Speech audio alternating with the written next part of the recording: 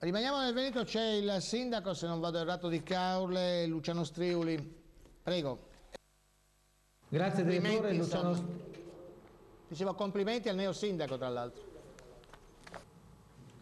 Complimenti del direttore, abbiamo avuto un piccolo ritorno difettoso dell'audio e complimenti anche da parte mia, signor Sindaco. Certo che la gioia per la campagna elettorale, per la vittoria è un po' scemata con questa notizia. Tra l'altro mi sembra che ci siano delle novità degli ultimi secondi relative alle condizioni di salute del consigliere eletto. Tanto buonasera a tutti, ringrazio lei, ringrazio il direttore dei complimenti e degli auguri.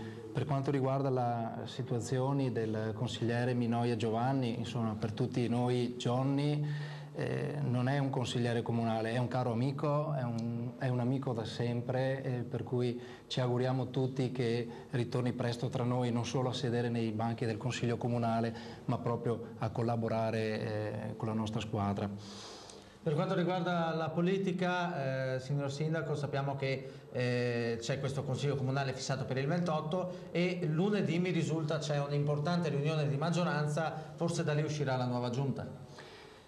Sì, me lo auguro, sicuramente sì. Lunedì sera ho convocato la prima maggioranza in vista del Consiglio Comunale del 28 di maggio, abbiamo già le idee chiare, stiamo per concludere, naturalmente è opportuno questo passaggio in maggioranza per condividere con l'intera squadra quelle che sono le idee sulle nomine degli assessori e sulle nomine del vice sindaco. Inizia la nuova stagione balneare, sta iniziando, c'è il fine settimana il Ponte dell'Ascensione con molti turisti già a Caorle, però credo che al di là di quanti tedeschi e austriaci arriveranno, le preoccupazioni dei caorlotti siano legate comunque alle preoccupazioni degli europei.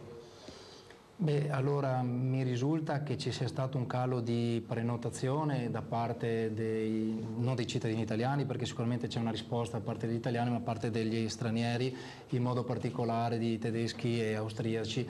Ci auguriamo che ci sia nel corso della stagione un recupero anche in questo senso, perché insomma la nostra città di Caorle è sempre stata un terreno fertile per attirare i turisti anche stranieri. Ci auguriamo che non si rivolgano ad altre spiagge, ma tornino presto nella nostra città. Ringraziamo il sindaco di Caorle, Luciano Striuli. Per il momento è tutto dal Veneto. Linea alla redazione centrale.